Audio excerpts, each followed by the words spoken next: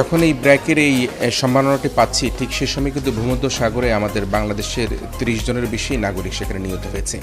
তো এই পুরস্কার প্রাপ্তি অবশ্যই আনন্দের, কিন্তু আমাদের কাছে বেদনার যখন হয়ে দাঁড়ায় যখন আমরা দেখি যে আমাদের এই অভিবাসী কর্মীরা, আমাদের অভিবাসী নারী শ্রমিকরা বা অভিবাসী প্রত্যাশী মানুষরা ভূমধ্য সাগরে মারা যায় বা নিরাপদ অভিবাসনের জন্য তারা দীর্ঘদিন ধরে সংগ্রাম করছে, বেতন ভাতা দিয়ে পাচ্ছে না। তো আমি মনে করি যে আজকের এই পুরস্কার প্রাপ্তির সাথে সাথে আমাদের প্রত্যেকে আরও বেশি একসাথে কাজ করতে হবে। বিশেষ করে আমাদের প্রবাসী কল্যাণ মন্ত্রণালয়, স্বরাষ্ট্র মন্ত্রণালয়, পররাষ্ট্র মন্ত্রণালয় এবং আমাদের যে বেসামরিক বিমান চলাচল মন্ত্রণালয় রয়েছে, এই 4টি মন্ত্রণালয়ের মধ্যে যৌথভাবে যদি আমরা কাজ করে নাগরিকদেরকে সচেতন করে, যারা দালাল রয়েছে, যারা ফড়িয়া রয়েছে, তাদেরকে যদি আমরা চিহ্নিত করে আমরা নিরাপদ অভিবাসন নিশ্চিত করতে পারি, তখনই মনে করি যে আমাদের এই যে পুরস্কার প্রাপ্তি, সেই প্রাপ্তিটা আরও বেশি সার্থক হবে।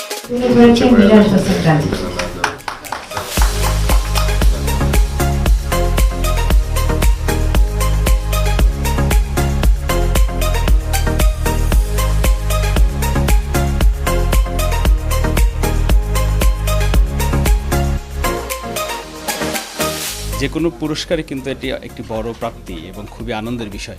কিন্তু আমরা যারা গণমাধ্যমে কাজ করি তাদের কাছে সবচেয়ে বড় প্রাপ্তি হয় যখন আমাদের একটি রিপোর্টে কোনো কিছু প্রতিফলিত হয়, অর্থাৎ কোনো ভিকটিমকে নিয়ে আমরা যখন রিপোর্ট করি তখন যদি সেই বিষয়টি সমাধান হয়, সেটি হচ্ছে কিন্তু গণমাধ্যম কর্মীদের জন্য সবচেয়ে বড় আনন্দের বিষয় হয়ে দাঁড়ায়। সেটি পুরস্কারের চেয়েও বেশি তৃপ্তির। কিন্তু আমরা দেখি যে বাস্তবতা কিন্তু সেরকম না।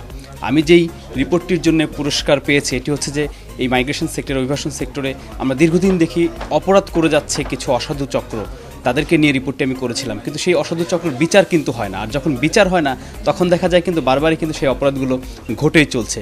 এই বিষয়টি কিন্তু আমি আমার রিপোর্টে তুলে ধরার চেষ্টা করেছিলাম। কিন্তু দুঃখজনক হলো সত্য যে দেখা যায় 2016 সাল থেকে যারা অপরাধ করে আসছেন 2019 সালে এসে তাদের এখনও কিন্তু বিচার হয়নি। সেসব রিক্রুটিং এজেন্সিও কাজ করছে দেদারছে, যারা মধ্যস্বত্বভোগী দালাল তারাও কিন্তু এখনও সমাজে প্রতিষ্ঠিতভাবেই কিন্তু তারা আছেন এবং প্রতিনিয়ত কিন্তু আমরা দেখছি এই অনিয়মগুলো হচ্ছে, এই অপকর্মগুলো হচ্ছে। এর ফলে দেখা যাচ্ছে যে অভিবাসী কর্মীদের সুরক্ষা কিন্তু নিশ্চিত হচ্ছে না, তারা কিন্তু বারবারই ভোগান্তির শিকার হচ্ছেনই। তাই আমাদের সবচেয়ে বড় প্রাপ্তি হবে যখন আমাদের এই রিপোর্টগুলো আমলে নেবে সংশ্লিষ্ট কর্তৃপক্ষ, সরকারের মন্ত্রণালয়গুলো তারা ব্যবস্থা নেবে এবং অভিবাসী কর্মীদের সুরক্ষা যখন নিশ্চিত হবে তখনই কিন্তু আমাদের জন্য সেটি হবে বড় প্রাপ্তির এবং পুরস্কারের চেয়ে ওই প্রাপ্তিটি আমাদের কাছে আরও বেশি আনন্দদায়ক হবে।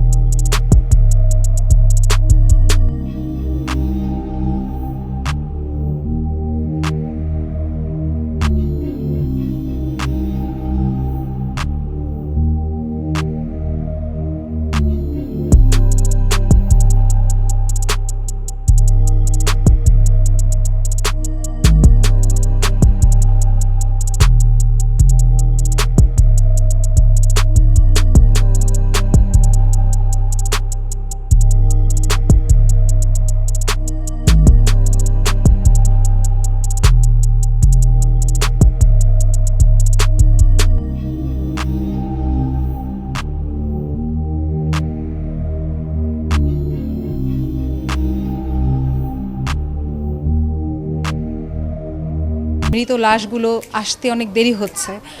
তো এই ক্ষেত্রে হচ্ছে যে আমি মনে করি যে যদি হচ্ছে ওখানকার লেবার উইং, এখানকার হচ্ছে পররাষ্ট্র মন্ত্রণালয় কিংবা হচ্ছে আমাদের যে এবং আমাদের প্রবাসী কল্যাণ মন্ত্রণালয়, এরা একত্রিতভাবে কাজ করে এবং হচ্ছে যে উদ্যোগগুলো নেয়, তাহলে এই সমস্যার সমাধানগুলো অনেক দ্রুত হতে পারে।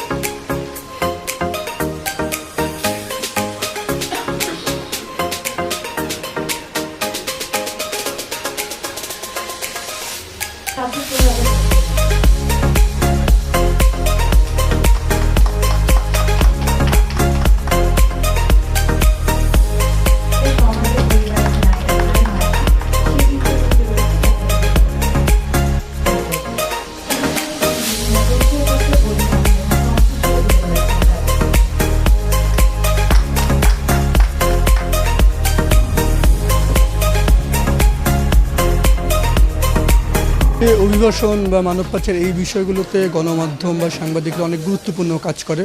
তো আমরা মনে করি যে নিরাপদ অভিবাসন করতে হলে সাংবাদিকদের যে ভূমিকা, তাদের যেমন অনেক গুরুত্বপূর্ণ ভূমিকা রয়েছে, একইভাবে তাদের এই কাজটাকে একটা স্বীকৃতি দেওয়ারও বিষয় আছে। আমরা ব্র্যাক থেকে চেষ্টা করেছি যে সাংবাদিকরা এখানে তাদের অনুসন্ধানীমূলক প্রতিবেদন বা প্রবাসীদের বা অভিবাসীদের স্বার্থ রক্ষায় কাজ করে, তাদেরকে আমরা একটা রিকগনিশন দেওয়ার চেষ্টা করেছি। সে কারণে আসলে মিডিয়া আওয়ার্ড আমরা মনে করি এতে তাদের যেমন স্বীকৃতি দেওয়া হবে, আবার একই সঙ্গে আমরা মনে করি যে সারা দেশে আমরা শুধু জাতীয় পর্যায়ে করছি তা না, আমরা আঞ্চলিক পর্যায়ের রেডিও সবাইকে করছি। এবং আমরা মনে করি এই সাংবাদিক সরকার সবাই মিলে যদি আমরা একসাথে কাজ করতে পারি, তাহলে আসলে নিরাপদ অভিবাসনের যে কথাটা আমরা বলি সেটা কিন্তু প্রতিষ্ঠা করা সম্ভব। গণমাধ্যমকে বা মিডিয়াকে বাদ দিয়ে এই কাজটা করা সম্ভব না, সেই কারণটাতে আমাদের এই উদ্যোগ।